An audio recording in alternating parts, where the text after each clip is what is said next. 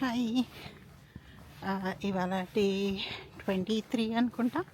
కానీ right now నేను నా డే వ్లాగ్ కాకుండా ద వీక్లీ ప్రోగ్రెస్ వీడియో చేస్తున్నా. కూర్చొని ఇంట్లో కూర్చొని చేయకుండా ఇట్లా వాక్ చేసుకుంటూ చేస్తున్నా. నా వెనకాల ఇంత బ్రైట్గా ఎందుకుందంటే మొత్తం ఎక్కడ చూసినా మంచు చుట్టూరంగా, అందుకే అది మరీ బ్రైట్గా కనిపిస్తుంది.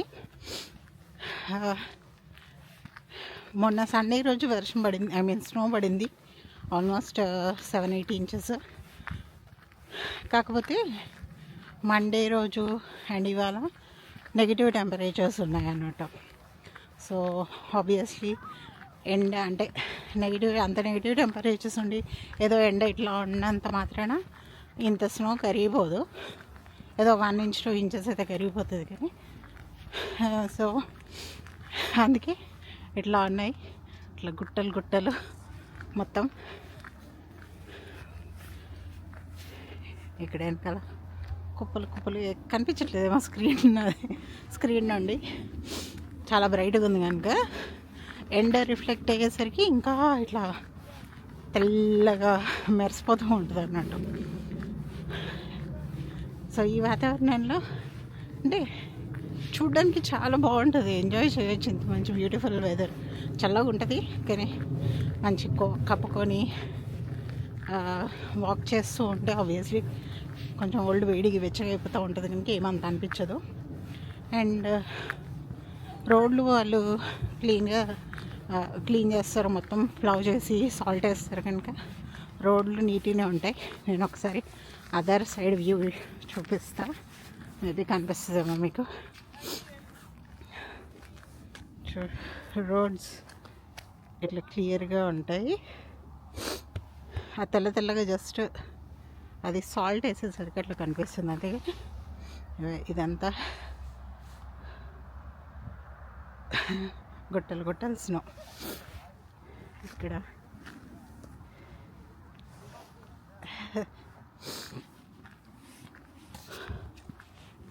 ఆబ్వియస్లీ 8 ఇంచులు పడితే చాలానే ఉంటుంది కదా స్నో.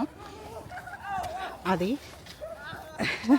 పిల్లలు ఆడుకుంటున్నారు మంచిగా. సో అట్లా నెగిటివ్ టెంపరేచర్స్లో ఉండేసరికి ఏమవుతుందంటే మెల్ట్ అవ్వదు స్నో. ఇన్ని ఇంచెస్ మెల్ట్ అవ్వకుండా ఏమైపోతుంది, స్నో కాస్త ఐస్ లాగా హార్డ్గా అవుతుంది. పిల్లలు ఏం చేస్తారు, మంచిగా జారుడు బండలాగా జారుతూ ఉంటారు. హార్డ్గా ఐస్ లాగా అవుతుంది కనుక ఆబ్వియస్లీ కేర్ఫుల్ ఉంటారు పిల్లలు, వాళ్ళకి ఇక్కడ అలవాటు కనుక. ఇక్కడ సంవత్సరం పడుతూనే ఉంటుంది, వాళ్ళకి పుట్టినప్పటి నుంచి అలవాటు కనుక వాళ్ళు బాగానే కేర్ఫుల్గా ఆడుకుంటూనే ఉంటారు. చలికాలం అది కూడా మంచు పడే ప్రదేశాలలో అంతకుమించి వాళ్ళకి పాపం అవుట్డోర్ ఆడుకోవడానికి యాక్టివిటీస్ ఇంకేముంటాయో ఉండవు. సో వాళ్ళు అది చేస్తున్నారు. బ్యాక్గ్రౌండ్లో వినపడుతుందో లేదో పిల్లల సౌండ్లు, కానీ అది. సో ఇక నా ప్రోగ్రెస్కి వస్తే ఈ వారం కూడా ఇంకొక పౌండ్ తగ్గిన. ఇప్పుడు లాస్ట్ వీక్ 178.4 ఉండే అనుకుంటా. ఇప్పుడు ఈ వీక్ 177.2 ఉన్నా. నేను అది ఇంటికి వెళ్ళాక మళ్ళీ ఆ screen shot last end of the వీడియోలో పెడతా అది. బట్ అది ఇది వెయిట్ లాస్కి వస్తే అది. ఇంకా ఫ్లెక్సిబిలిటీ అంటే కొంచెం స్క్వాటింగ్ ఇంకొంచెం డీప్గా చేయగలుగుతున్నా, కొంచెం బెటర్ పోస్చర్, బెటర్గా ఫ్లెక్సిబిలిటీ కానీ మూమెంట్స్ కానీ ఏమంటారు ఇంకా ఎండ్యూరెన్స్ అన్ని రకంగా ప్రోగ్రెస్ ఉంది. ఎక్కడ స్టాండ్ స్టిల్ అవ్వలేదు, లేదా ఎక్కడ ప్రోగ్రెస్ అవ్వలేదు. So it's good, still good. Pound ఒక వారం తగ్గిన, అంటే ఆల్మోస్ట్ అర కేజీ ఒక వారం తగ్గిన. అది హెల్దీ వెయిట్ లాస్ కదా, అంతకుమించి అవసరం లేదు. అండ్ ఇంకోటి ఆబ్వియస్లీ నాకున్న సిచ్యువేషన్కి హార్మోనల్ ప్రాబ్లం లైక్ నేను చెప్పినట్టు నాకు అది లూజ్ అవ్వడం ఇస్ లైక్ చాలా ఏమంటారు unexpected thing. Weekly 1 pound lose అవ్వడం, ఎంత హెల్తీగా తిని ఎంత వర్కౌట్స్ చేసినా కూడా. But it's okay. నేను మెయిన్ వెయిట్ లాస్ కోసం చూడట్లేదు. Weight loss is an added bonus. కానీ మెయిన్గా చూస్తుంది ఏంటంటే మన సారీ డిస్ట్రాక్ట్ అయిపోతున్నా. ఎందుకంటే రోడ్డు మీద నడుస్తున్నా కదా, సైడ్ వాక్స్ అంత స్నో ఉంది. ఆబ్వియస్లీ సైడ్ వాక్స్లో స్నో మీద నడవలేను. రోడ్డు మీద నడుస్తున్నప్పుడు కొంచెం ఎక్స్ట్రా కేర్ఫుల్ ఉండాలి. కార్స్ అవి వెళ్తాయి కదా. నేను నడుస్తున్నాను, నువ్వు ఎందుకు డ్రైవ్ చేస్తున్నావు అని అనేటట్టు ఉండదు. రోడ్లు కార్ల కోసమే కనుక నేను జాగ్రత్తగా చూసుకుంటూ నడవాలి. ఏం చెప్తున్నా, యా వెయిట్ లాస్ అనేది యాడెడ్ పౌండ్స్ లూజ్ అవ్వడం అనేది యాడెడ్ ప్రోగ్రెస్. కానీ అదే మెయిన్ గోల్ కాదు. మెయిన్ గోల్ ఏంటంటే హెల్తీగా ఉండడం. ఎలాంటి హెల్త్ కండిషన్స్ అవి ఇవి రాకుండా, క్రానిక్ డిసీజులు రాకుండా. ఆబ్వియస్లీ ఇప్పుడున్న జనరేషన్, ఇప్పుడున్న సిచ్యువేషన్లో అందరికీ హెరిడిటల్ అసెట్స్ లాగా ప్రాపర్టీస్ వచ్చినా రాకుండా హెల్త్ ఇష్యూస్ మాత్రం క్యారీ ఆన్ అవుతున్నాయి జెనెటికల్గా, హెరిడిటరీగా. సో మనమే కొంచెం ఎక్స్ట్రాగా కేర్ఫుల్గా ఉండి, రావు అని అనలేను కానీ కొంచెం డిలే చేయడమో, లేదా వచ్చినా కూడా అవి మెయింటైనింగ్ లెవెల్లో ఉండి, మరి ట్యాబ్లెట్లు వేసుకొని రోజు అదో డ్రగ్, ఆ డ్రగ్స్కి అడిక్ట్ అయిపోయి అంత ఉండకుంటే చాలు. అది మెయిన్ గోల్. సో అదైతే ప్రోగ్రెస్ చేసుకోవాలి మనమే, ఎవరు ఏం చేయలేరు దానికి. సో అది నా మెయిన్ గోల్. సో ఇవాళ వ్లాగ్లో నేను ఇంత ర్యాండమ్ అదంతా చెప్పిన కదా. ఇప్పుడు మెయిన్గా కొన్ని పాయింట్స్ చెప్తా, అంటే కొన్ని థాట్స్ అనుకోవచ్చు, లేదా ఒపీనియన్ అనుకోండి, చెప్పాలనిపిస్తుంది. ఏంటంటే చాలామంది ఒక ఏజ్ వచ్చినాక, ఇంతకుముందు 50s అంటే రిటైర్మెంట్ అంటే ఆల్మోస్ట్ గ్రాండ్ పేరెంట్స్ ఏజ్ అట్లా ఉండేది. ఇప్పుడు అట్లా కాదు కదా. 50s ఉన్నా ఇంకా మనకు టీనేజ్ పిల్లలే ఉంటారు.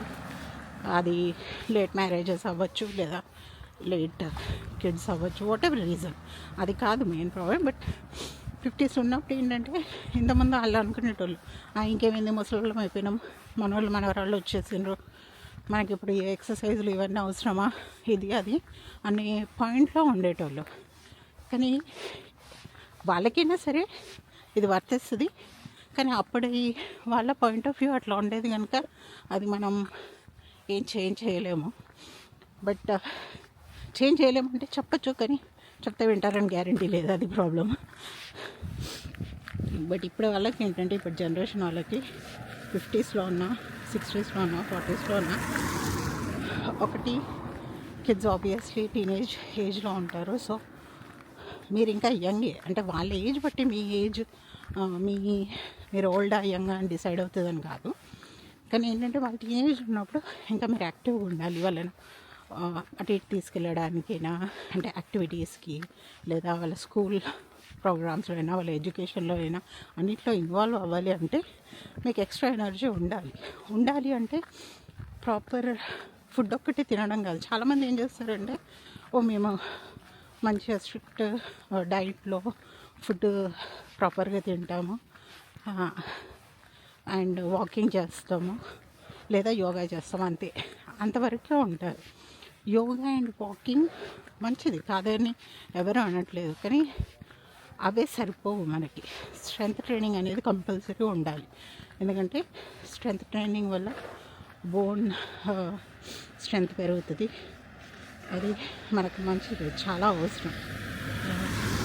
ఏజ్ పెరుగుతున్న కొద్దీ ఏంటంటే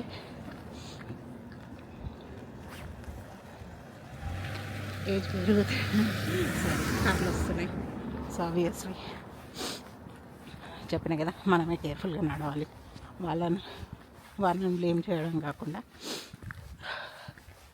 సో చాలా అవసరము స్ట్రెంత్ ట్రైనింగ్ అనేది. సో జిమ్కి వెళ్ళాలా, వెయిట్ లిఫ్ట్ చేయాలా, ఇవన్నీ చేయడం అవసరమా ఈ ఏజ్లో అన్నీ నెగ్లెక్ట్ చేయకుండా ఎస్ వెళ్ళాలి. వాళ్ళ కోసం వీళ్ళ కోసం కాదు, వాళ్ళు వీళ్ళు ఏమనుకుంటారని కాదు, మన కోసం, మన హెల్త్ కోసం, మన పిల్లల కోసం కూడా కాదు, వాళ్ళ కోసమనే కాదు, వాళ్ళు జస్ట్ ఒక ఎక్స్క్యూజ్ అంతే. వాళ్ళ కోసం స్ట్రాంగ్ ఉండాలి అని. మీకోసం మీరు స్ట్రాంగ్ ఉండాలి.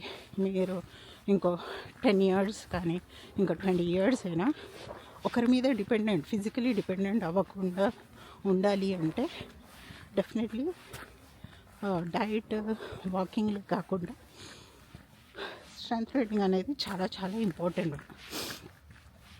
ఎందుకంటే చాలామంది ఏమనుకుంటారంటే వాకింగ్ చేస్తున్నాం కదా, యోగా చేస్తున్నాం కదా, ప్రాపర్గా తింటున్నాం కదా, సరిపోతుంది అనుకుంటారు. కాదు, స్ట్రెంత్ ట్రైనింగ్ చేయకపోతే ఏమవుతుందంటే మన మజిల్ లూజ్ అవుతాం, బోన్ స్ట్రెంత్ ఉండదు మనకి. అండ్ అవి ఎందుకు అవి ఏం అవసరం మనకు అని అంటే ఆ ఏజ్లో, అంటే ఆ ఏజ్ అంటే నేను అదే ఏజ్ అనుకోండి, 40 దాటిన తర్వాత ఏమైపోతుందంటే, ఎస్పెషల్ ఇంకా 40-50 దాటిన తర్వాత అయితే ఇంకెక్కువ, బట్ 40 దాటిన తర్వాత కూడా మన మెటబాలిజం తగ్గుతుంది. మనం ఎంత హెల్తీగా తిన్నా అది అరిగించుకునే కెపాసిటీ తగ్గుతుంది. మజిల్ అనేది 30% తగ్గుతుంది అనుకుంటా మనకి మజిల్ స్ట్రెంత్. నేను మళ్ళీ వీడియో ఎడిట్ చేసేటప్పుడు కరెక్ట్ చేస్తా ఒకవేళ 30% కాకపోతే. బట్ అవన్నీ తగ్గుతాయి. తగ్గినప్పుడు ఏంటి, మన బాడీ మీద స్ట్రెంగ్త్ ఉండదు. మనం చేసుకునే పనులు కూడా మనం చేసుకోలేము. లేవడం, కూర్చోవడం, ఇవన్నీ కూడా ఇబ్బంది అనిపిస్తుంది. అది ఏమవుతుంది, ముందు ఒక 60కి వచ్చేసరికి ఒకరి మీద ఆధారపడాల్సి వస్తుంది. కొంచెం మేము ఫుల్ ఎర్న్ చేసి ఫుల్ డబ్బులు సంపాదించడం అంటే ఎస్ సంపాదించుకోవచ్చు, కేర్ గివర్స్ని పెట్టుకోవచ్చు, లేదా మాకు పిల్లలు ఉన్నారు, ఇంకెవరో ఉన్నారు చేస్తారు అని అనుకోవచ్చు మనం యంగ్గా ఉన్నప్పుడు. కానీ ఆ టైం వచ్చేసరికి ఎవరి పరిస్థితి ఎట్లుంటుందో తెలియదు, ఎవరు ఎంత హెల్ప్ చేస్తారా, అవైలబుల్ ఉంటారా తెలియదు. ఒక్కొక్కసారి పైసలు పెట్టినా కూడా వచ్చి చేయడానికి ఎవరు ఉండకపోవచ్చు మనకి. సో ఫైనాన్షియల్గా ఎంత ఇండిపెండెంట్ ఉన్నా, ఎమోషనల్ ఎంత ఇండిపెండెంట్ ఉన్నా, ఫిజికల్ ఇండిపెండెన్స్ కూడా అవసరం. అట్లీస్ట్ ఒక ఏజ్ వచ్చేవారు మరి 90 దాటిన ఆ ఏజ్కి వచ్చినాక అవసరం వస్తుంది, డిపెండెంట్ అయిపోతాము, అప్పుడేం చేయలేము. బట్ అట్లీస్ట్ ఆ ఏజ్కి వచ్చే వరకైనా మన చేతులను మనం చేయాలి. సో అది చేయాలంటే వర్కౌట్స్ చేయాలి. స్ట్రెంత్ ట్రైనింగ్ అనేది ఇంపార్టెంట్. సో అది చూసుకోవాలి మనం మెయిన్. మొత్తం చుట్టూ అందరూ కమ్యూనిటీలో నడుస్తున్నారు కదా, పరపర సౌండ్లన్నీ డ్రైవేలు క్లీన్ చేసుకుంటున్నారు అందరూ. ఐస్ అయ్యిందని చెప్పిన కదా, స్నో కాస్త ఐస్ ఉంటేనేమో సాఫ్ట్గా వస్తుంది, ఈజీగా అయితే పడేయచ్చు. పారలు లాంటివి ఉంటాయి, రివర్స్ పారలు లాంటి షవల్ అంటారు. చాలామందికి తెలిసి ఉండొచ్చు, కొందరికి తెలియకపోవచ్చు. దాంతో క్లీన్ చేస్తాము ఇక్కడ డ్రైవే. కాకపోతే గడ్డ కట్టేసరికి ఐస్ ఫామ్ అయ్యేసరికి కొంచెం గట్టిగా హార్డ్గా ఉంది తీయడానికి. అండ్ పిచ్చలు వేస్తుంది కదా, ఇంకా పర్ర సౌండ్ వస్తుంది ఎక్కడ పడినా. అందుకే నడిచిన కొద్దీ మీకు వినబడుతుంది కావచ్చు బ్యాక్గ్రౌండ్లో, తెలియదు కానీ.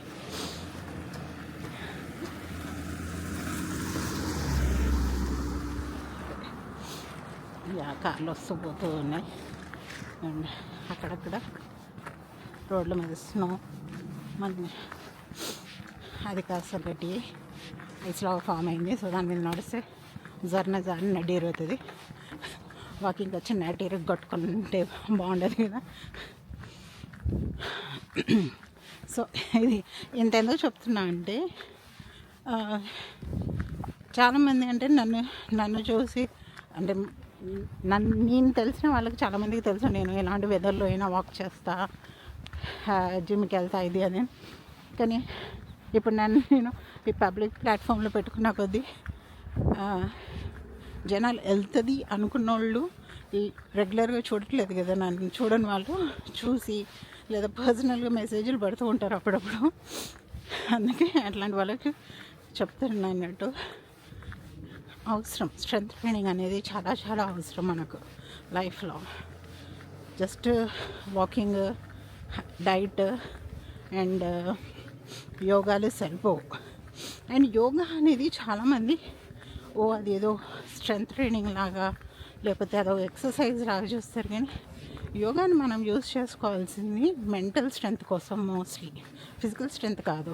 అండ్ ఈవెన్ మంచి ప్రొఫెషనల్ ఆర్ ప్రాపర్ యోగా నేర్పించే గురువుస్ ఎవరైనా యోగా స్ట్రెంత్ ట్రైనింగ్ అని చెప్పరు. మీకు ఫ్లెక్సిబిలిటీ ఇస్తుంది కొంచెం, అంటే మీరు ఎక్స్టెండెడ్ అడ్వాన్స్డ్ లెవెల్ నుండి ఇయర్స్ నుంచి చేస్తే కొద్ది గొప్ప బాడీ స్ట్రెంత్ అనేది బిల్డ్ అయిపోతుంది. అంతేకాని రెగ్యులర్ స్ట్రెంత్ ట్రైనింగ్ వర్కౌట్స్ లాగా మాత్రం అది పనిచేయదు. సో మీరు చేయడం అవసరం, అంటే కనుక్కోవచ్చు కూడా మీరు కూడా. ఎందుకంటే నాకు తెలిసిన 2-3 యోగా గురువులు మాత్రం నాకు చెప్పింది అదే, యోగా అనేది మోస్ట్లీ మెంటల్ స్ట్రెంతే, కానీ అదొక ఫిజికల్ స్ట్రెంత్ లాగా, స్ట్రెంత్ ట్రైనింగ్ లాగా యూస్ చేసుకోవద్దు మీరు. స్ట్రెంత్ ట్రైనింగ్ ఎప్పుడైనా వెయిట్స్ లిఫ్ట్ చేయాలి, జిమ్కి వెళ్ళనక్కర్లేదు, రెండు డంబెల్ కొనుక్కొని ఇట్లా కూడా చేసుకోవచ్చు. బేసికలీ ఏంటంటే ఏ ఏజ్కి వచ్చినా అట్లీస్ట్ ఒక 60 ఏళ్ళు 70 ఏళ్ళు అన్న మినిమం 70-75కి వచ్చే వరకు కూడా 80 వేసుకో, 70 కూడా కాదు, ఇప్పుడున్న ఈ జనరేషన్ ఈ టైంలో ఒక 80 ఏళ్ళ వరకు వేసుకోవచ్చు. ఒక 80 ఏళ్ళ వరకు కూడా ఏంటంటే రివర్స్ వెళ్దాం, అయిపోయింది. స్నో కనిపిస్తుంది కదా ఇప్పుడు క్లియర్గా ఉన్నట్టుంది. యాక్చువల్లీ సన్సెట్ అవుతుంది కదా, రోజులు ఇట్లా క్లీన్ చేస్తారు సాఫ్గా. సో అందుకే రోడ్డు మీద నడుస్తున్నా. సైడ్ వాకులు ఉంటాయి అక్కడ, అటు ఇటు సైడ్ వాకులు, కానీ అదంతా మొత్తం మంచుతో నిండిపోయింది కనుక నడవలేము, రోడ్డు మీద నడవాలి. సో ఇది చాలా లాంగ్ అయిపోయింది నా వీడియో కదా. కాకపోతే హోల్ పాయింట్ ఏంటంటే, ఈ ప్రోగ్రెస్ వీడియోలో ఇంకో పాయింట్ చెప్దామని ఇంత పెద్ద లాంగ్ అయిపోయింది వీడియో. బట్ ప్లీజ్, అమ్మాయిలైనా అబ్బాయిలైనా డజంట్ మ్యాటర్, జెండర్తో సంబంధం లేదు, ఇది హెల్త్ వైజ్ అంతే, మనిషి అంతే. అమ్మాయి అయినా ఆడోళ్ళైనా మొగోళ్ళైనా 40 దాటితే మాత్రం ఖచ్చితంగా మీరు ఇప్పటివరకు ఎప్పుడూ స్ట్రెంత్ ట్రైనింగ్ చేయకుండా మెల్లిగా కొద్ది గొప్ప మనీ ఉండి ఎఫర్ట్ చేయగలుగుతారంటే జిమ్కి వెళ్ళి ఓ ట్రైనర్ని పెట్టుకొని స్ట్రెంత్ ట్రైనింగ్ స్టార్ట్ చేయండి. లేదు ఎఫర్ట్ చేయలేము ఫైనాన్షియలీ అని అనుకుంటే 2 డంబెల్ కొనుక్కోండి. అది ఒక ఏమంటారు, ఒక 6 kg 2 సెట్లు, అంటే 2 సెట్లు కొనుక్కోండి. ఒక 5 kgల డంబెలు, 2 10 kgల డంబెలు కొనుక్కోండి. యూట్యూబ్లో అన్ని వీడియోస్ ఉంటాయి మనకి, వర్కౌట్ వీడియోస్. స్లోగా స్టార్ట్ చేసి మిమ్మల్ని మీరు స్ట్రెంత్ బిల్డ్ చేసుకోండి మీకు మీరు. కానీ ప్రతి ఒక్కరికి స్ట్రెంత్ ట్రైనింగ్ అనేది చాలా చాలా ఇంపార్టెంట్.